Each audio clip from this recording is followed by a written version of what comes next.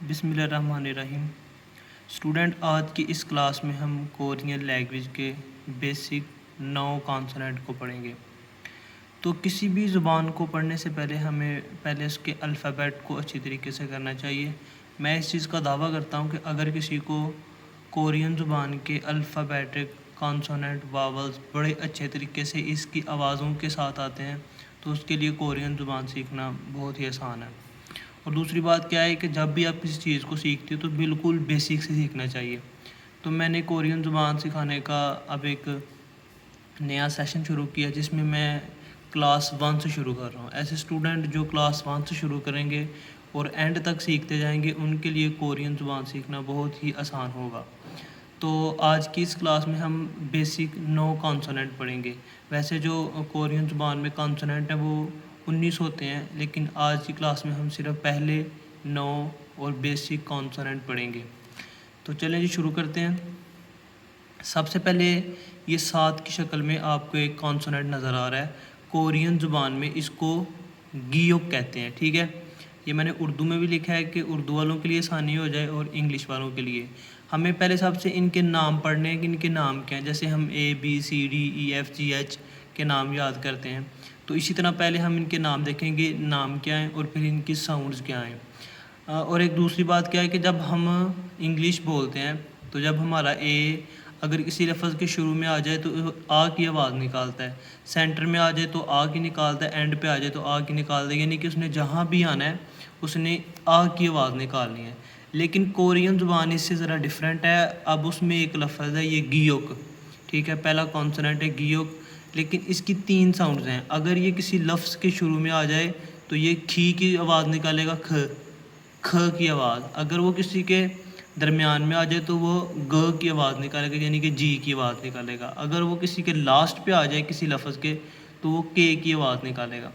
तो इसी तरह हमने इसकी तीनों साउंड्स भी याद करनी है और इसके नाम भी याद करने अच्छी तरह। जितना मैं आपको बताऊंगा डेली आपने उतना करना है। ये बहुत ही आसान और इजी तरीका होगा। तो देखते हैं। सबसे पहले जी, सबसे पहला जो हमारा कॉन्सोनेंट है वो है गियोक। आपने इसको याद कर लेना है। 7 की शक्ल में ये लिखा होता है गियोक, ठीक है, गियोक। अगर ये किसी लफ्ज़ के शुरू में आ जाता है तो ये ख की आवाज़ निकालेगा, ख। अगर ये किसी लफ्ज़ के दरमियान में आ जाता है तो ये ग की आवाज़ निकालेगा, यानी कि जी की आवाज़ निकालेगा। अगर ये किसी लफ्ज़ के आखिर पे आ जाता है तो ये क की आवाज़ निकालेगा, काफ की, या के की आवाज़ निकालेगा, ठीक है। इस तरह से आपने इसकी तीनों साउंड्स को याद करना है। उसके बाद है जी, एल की शक्ल में लिखा हुआ है, इसे कहते हैं कोरियन में नियन, ठीक है। ये उर्दू मैंने लिखा हुआ है नियन। अगर ये किसी लफ्ज़ के शुरू में आ जाए तो इसने नून की आवाज़ निकालनी है साथ, यानी कि एन की। अगर सेंटर में आ जाए फिर भी वही, एंड पे आ जाए फिर भी वही, ठीक है। यानी कि नियन की एक ही साउंड है, चाहे वो शुरू में आए, चाहे वो सेंटर में आए, चाहे वो आखिर में आए। ये नियन हो गया। उसके बाद ये तीसरा कॉन्सोनेंट है, इसे हम कहते हैं दिगत, ठीक है, दिगत कहते हैं इसको। अगर ये किसी लफ्ज़ के शुरू में आ जाए तो इसको हम पढ़ते हैं थ, ठीक है, थ की आवाज़ से इसे पढ़ेंगे। अगर ये किसी लफ्ज़ के दरमियान में आ जाए तो ये डी की आवाज़ निकालेगा, और उर्दू में दाल की आवाज़ निकालेगा, द की आवाज़ निकालेगा। और अगर यही कॉन्सोनेंट किसी लफ्ज़ के आखिर में आ जाता तो ये ते, यानी कि टी की आवाज़ निकालेगा, त की आवाज़ निकालेगा। उसके बाद ही हमारा चौथा कॉन्सोनेंट है जो थोड़ा बहुत जी की शक्ल में लिखा हुआ है, इसे हम कहते हैं रियल। ये आर लिखा हुआ है जी, रियल, रियल। इसका नाम क्या हो गया, रियल। और ये भी नियन की तरह है। अगर किसी लफ्ज़ के शुरू में आ जाए तो ये र की आवाज़ निकालेगा, ठीक है, आर की आवाज़ निकालेगा। अगर किसी के सेंटर में आ जाए तो भी आर की आवाज़ निकालेगा। अगर ये कॉन्सोनेंट किसी लफ्ज़ के एंड पे आ जाता है तो ये लाम, यानी कि एल की साउंड्स देगा, ठीक हो गया।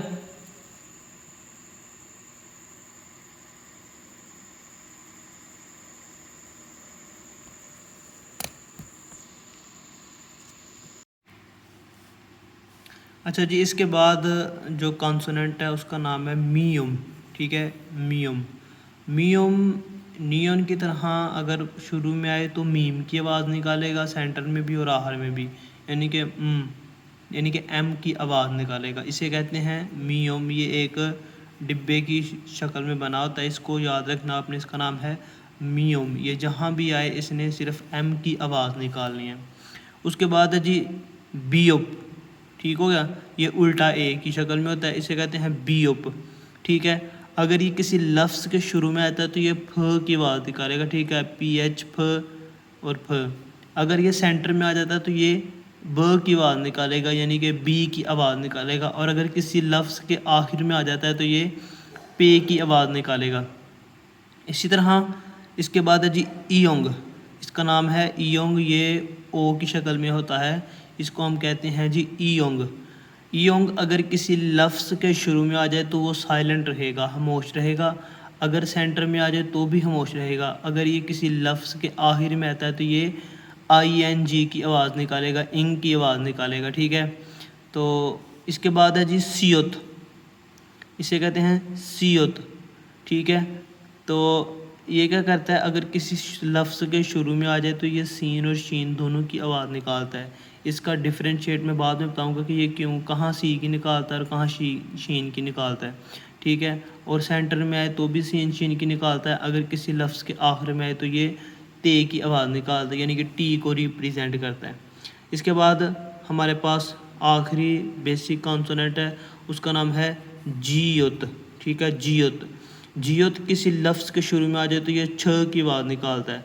अगर किसी लफ्ज़ के सेंटर में आ जाए तो ये जीम की आवाज़ निकालता है, यानी कि जी की आवाज़ निकालता है। और अगर किसी लफ्ज़ के एंड पे आ जाए तो ये टी की आवाज़ निकालता है। अब ये देखें, ये जीम है तो जीम के लिए जी इस्तेमाल नहीं होता, इसके लिए हम कहेंगे इसको कि ये जे की आवाज़ निकालता है, ठीक हो गया। तो ये थी बेसिक कॉन्सोनेंट की साउंड्स। तो इससे पहले भी स्टूडेंट मैंने आपसे कहा है कि जो कोरियन लैंग्वेज है इसको सीखने की दो चीज़ें हैं।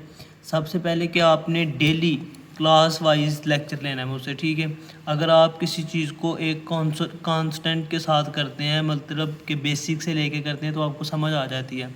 दूसरा क्या है कि आपने इसकी डेली जो भी आपको लेसन मिले इसकी मशक करनी है, इसको याद करना है। अब आप कहेंगे कि ये पता नहीं क्यों कहा जा रहा है, साउंड्स क्यों सिखाई जा रही हैं। ये इसके कुछ रूल्स हैं। आपने डेली इसकी एक्सरसाइज करनी है, आपने इसको 10 दफ़ा लिखना है और इसकी साउंड्स याद करनी है कि अगर ये लफ्ज़ किसी के एंड पे आ जाए, शुरू पे आ जाए, सेंटर में आ जाए तो ये क्या बनता है।